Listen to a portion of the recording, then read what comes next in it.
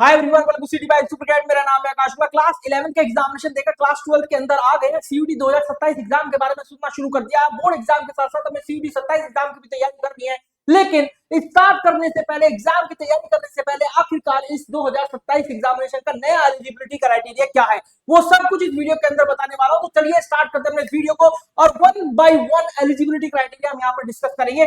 तो चलिए देखते हैं सबसे पहले क्या कौन सा क्राइटेरिया है जो कि आपको जानना चाहिए, जिसके लिए ये बताता है सीयूटी 27 एग्जामिनेशन की आप उसके लिए एलिजिबल है। तो सबसे पहला हमारा आता है एजुकेशन क्वालिफिकेशन। जब भी हम एलिजिबिलिटी क्राइटेरिया की बात करते हैं तो सबसे पहला एजुकेशन क्वालिफिकेशन निकल कर ही आता है।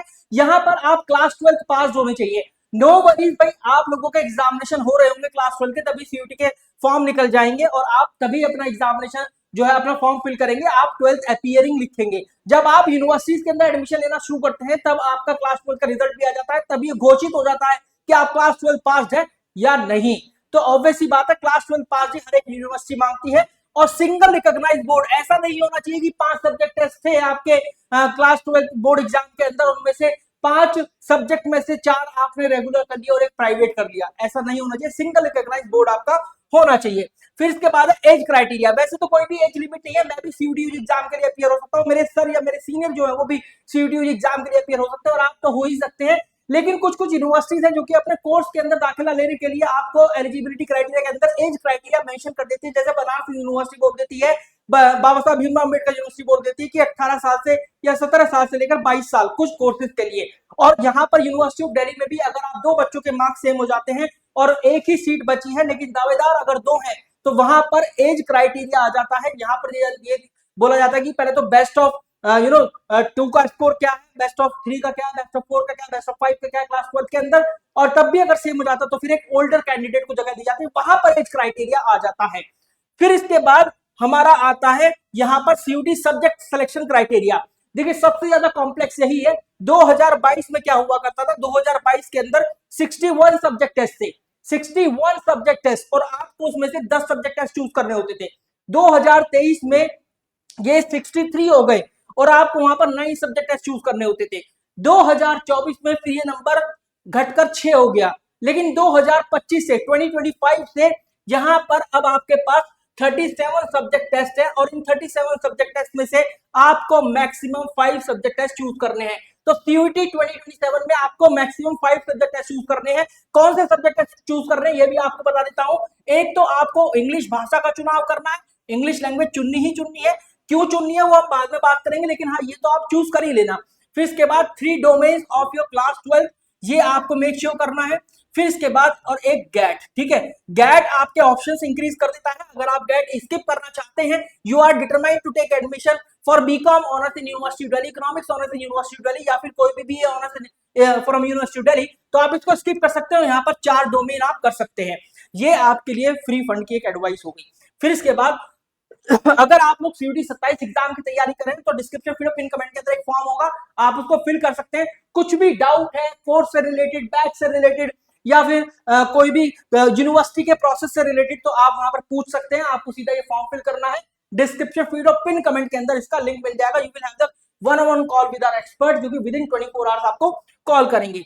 फिर इसके बाद कितनी लैंग्वेज या कितने डोमेन टेस्ट आप चूज कर सकते हैं। आपसे एनटीए बोलता है कि आप मैक्सिमम 5 सब्जेक्ट टेस्ट का चुनाव करें, लेकिन ये नहीं बताता कि इतनी लैंग्वेज चूज करनी है या इतने डोमेन टेस्ट चूज करने हैं या गैट चूज करना है या नहीं। चाहो तो 5 के 5 लैंग्वेज दिया हो, चाहो तो 5 के 5 डोमेन दिया हो, है ना, चाहो तो 3 लैंग्वेज और मतलब 3 लैंग्वेज, एक डोमेन और एक गैट दिया हो। लेकिन ऐसी बेवकूफी बच्चे नहीं करते हैं। जनरली बच्चे वही यूनिवर्सल सब्जेक्ट कॉम्बिनेशन चूज करते हैं जो कि हमने बताया आपको। तो मिनिमम का कोई भी क्राइटेरिया नहीं है, मैक्सिमम का कोई भी क्राइटेरिया नहीं है, लेकिन हाँ ओवरऑल में से 37 सब्जेक्ट टेस्ट में आप मैक्सिमम 5 सब्जेक्ट टेस्ट चूज कर सकते हैं। बहुत जल्दी जल्दी बताऊंगा, बहुत ज्यादा समय आपका नहीं लेने वाला। क्रॉस स्ट्रीम ऑप्शन, अब ये पता होना चाहिए सीयूटी यूटी एग्जाम आने के बाद से अगर आप लोग एक साइंस के स्टूडेंट है तो आप ह्यूमैनिटीज या कॉमर्स स्ट्रीम का कोई कोर्स कर सकते हैं। आप कॉमर्स या फिर ह्यूमैनिटीज स्ट्रीम के स्टूडेंट है तो आप बीटेक भी कर सकते हैं, एक साइंस स्ट्रीम का कोर्स फ्रॉम यूनिवर्सिटी अगर आपके पास क्लास 12 मैथमेटिक्स के अंदर। आपको बस जो एलिजिबिलिटी क्राइटेरिया ना कोर्स का, यूनिवर्सिटी का जो आप टारगेट कर रहे हैं, आपको वो सेटिस्फाई करना है। अगर आप उसको सेटिस्फाई करते हैं तो आप कर सकते हो without any disadvantage. Before the introduction of the CUET UG examination ऐसा हुआ करता था कि आपके 2% या 3% मार्क्स डिडक्ट कर दिए जाते थे जब क्लास 12 के बेस पर आपकी मेरिट लगती थी। लेकिन अब सीयूटी यूजी के स्कोर के बेस पर मेरिट लग रही है। अगर आप सेटिस्फाई कर रहे हैं एलिजिबिलिटी क्राइटेरिया तो ये यूनिवर्सिटी भी बोलती है कि you are free to take admission in any of the course. ठीक है, इसके बाद कैटेगरी रिलैक्सेशन। देखिए कैटेगरी रिलैक्सेशन यहाँ पर किस तरीके से मिलता है, आपको यूनिवर्सिटी टू यूनिवर्सिटी देखना पड़ेगा। कैटेगरी रिलैक्सेशन यहाँ पर कट ऑफ में मिलता है स्पेशली, और जो रिलैक्सेशन है वो काफी तगड़ा भी मिलता है। जैसे यूनिवर्सिटी ऑफ दिल्ली का किसी कोर्स का कट ऑफ अगर 917 है फॉर दी अनरिजर्व कैटेगरी, और आप अनरिजर्व कैटेगरी की जनरल ईडब्ल्यूएस के अंदर आप जाते हैं, अगर ईडब्ल्यूएस कैटेगरी के अंदर जाते हैं तो इसका -40 तक चला जाता है। मतलब ये जो है 870 तक भी जा सकता है, 873 तक भी जा सकता है, इतना कम कट ऑफ होता है। तो आपको ये मेक श्योर कर लेना है कि आप कौन सी कैटेगरी से बिलोंग करते हैं। बहुत से बच्चे जनरल ईडब्ल्यूएस होते हैं, उनको पता ही नहीं होता। आपकी फैमिली इनकम 8 लाख रुपए साल से कम की होनी चाहिए, आप जनरल ईडब्ल्यूएस से बिलोंग करते हैं, आप उसका सर्टिफिकेट बनाइए, उस कैटेगरी का बेनिफिट उठाइए, आपका कम कट ऑफ या कम स्कोर पर भी एडमिशन हो सकता है। इसके बाद गैप ईयर और ड्रॉप ईयर। वैसे तो यूनिवर्सिटी जो है कोई भी किसी भी तरह का बार नहीं रखती है, मतलब आप 2 बार 3 बार ड्रॉप लेकर भी सीयूटी एग्जाम देकर उस यूनिवर्सिटी के अंदर एडमिशन ले सकते हैं। लेकिन आपको कुछ कुछ यूनिवर्सिटीज के जो एडमिशन पॉलिसीज है वो रीड करनी पड़ेगी बहुत ध्यान से। जैसे बाबा साहब भीमराव अम्बेडकर यूनिवर्सिटी लखनऊ है, वो कह रही है हम तो गैप ईयर सर्टिफिकेट लेंगे।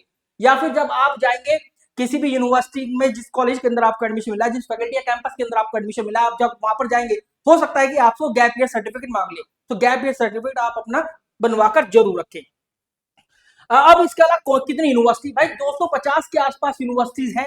ठीक है, 260 के आसपास यूनिवर्सिटीज हैं। ऐसा कहा जा रहा है कि 2027 तक आपकी 320 के आसपास यूनिवर्सिटी, 300 प्लस के आसपास यूनिवर्सिटीज हो जाएंगी। तो आप कितनी भी यूनिवर्सिटीज के अंदर अप्लाई कर सकते हैं, कोई भी ऐसा मापदंड नहीं बनाया गया है कि भाई आप 3 या जो 4 यूनिवर्सिटी के अंदर अप्लाई करेंगे। बस ये जरूर है कि सीयूटी 27 एग्जामिनेशन देने मात्र से ही आप लोग एलिजिबल हो जाते हैं इन 250 260 प्लस यूनिवर्सिटीज के लिए, जो आने वाले समय में 300 प्लस यूनिवर्सिटीज होने वाली है। आई होप ये आपको समझ में आ गया होगा। इसके बाद क्या सीयूटी यूजी एग्जाम देने मात्र से ही आपका एडमिशन हो जाएगा? नहीं, आपको सीयूटी यूजी एग्जामिनेशन देना पड़ेगा, आपको उसके बाद यूनिवर्सिटीज के एडमिशन फॉर्म फिल करने पड़ेंगे, सीयूटी यूजी का रिजल्ट आपको यूनिवर्सिटी के एडमिशन प्रक्रिया के अंदर लगाना पड़ेगा, फिर आपको ये देखना पड़ेगा कि उसका कट ऑफ क्या जा रहा है, क्या आप उसके कट ऑफ को क्वालिफाई कर पा रहे हैं या नहीं कर पा रहे।